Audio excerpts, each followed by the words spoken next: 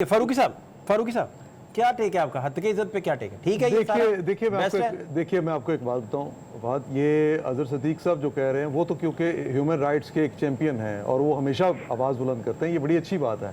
लेकिन तमाम political parties का एक जैसा कैरेक्टर ही है। जर्नलिस्टों के बारे में, मीडिया के बारे में, पब्लिक के बारे में एक ही कैरेक्टर है। जब जिसको मौका मिलता है वो उसी तरह के कानून लेके आती है। जब ये हद तक इज्जत का कानून जो इस वक्त है, मैं तो इसका इसलिए मुखालिफ हूँ कि भाई आप ये जो कवानीन पहले से मौजूद थे उनकी जगह आप क्यों नए मुतारिफ करवा रहे हैं? आप ज़्यादा से ज़्यादा जो मुतल्लिका तंजीमें हैं, सहाफ़ियों की हैं, ह्यूमन राइट्स की हैं, उनको एतमाद में लेते, जो पहले से कानून मौजूद था उसमें तरमीम ले आते। लेकिन ये कुछ चीज़ें जो ऐसे जवाज़ बना के ले आए हैं, ये इन्होंने बहुत बड़ी मिस्टेक की है। इसीलिए यही वजह है कि रज़ा रब्बानी आज इसकी मुखालफत में बोले।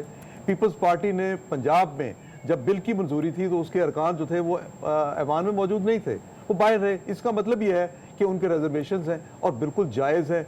ये जिस तरह से सहाफ़ियों की आवाज़ को आपने कुचल के, जिस तरह आपने यकतरफा तौर पे पार्लियामेंट असेंबली में ये बिल मंजूर करवाया है, ये एक बहुत गलत मिसाल कायम की है। इसके हम शदीद मुखालिफ हैं। लेकिन मसला फिर वही है कि सारी पॉलिटिकल पार्टीज यही काम करती हैं। जिसको मौका जब भी मिलता है वो ये काम करता है।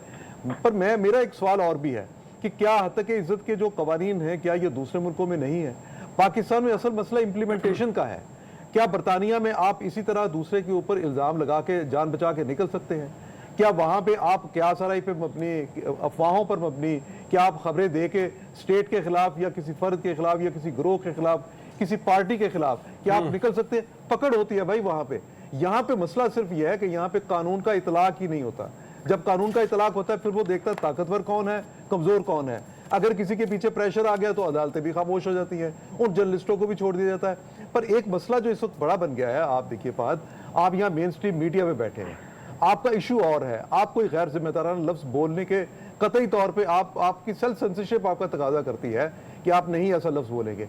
पर ये जो हमारा सोशल मीडिया आया, इसने किसी की इज्जत रहने दी है? ये स्टेट मीडिया, ये नहीं है कि ये कोई जैसे मतलब ये कोई नून लीग के खिलाफ नहीं है, पीपल्स पार्टी के खिलाफ नहीं है, ये पीटीआई के भी उतने ही खिलाफ है, ये इदारों के भी उतने ही खिलाफ है।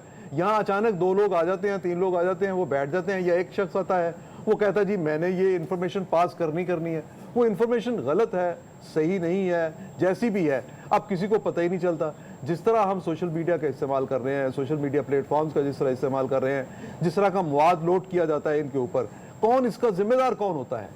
फिर यहाँ पे आके जो सोशल मीडिया जो अथॉरिटी बननी चाहिए, उसके भी एक होनी चाहिए कि शफाफियत कितनी होनी चाहिए। ये चीजें जो है ना, मुझे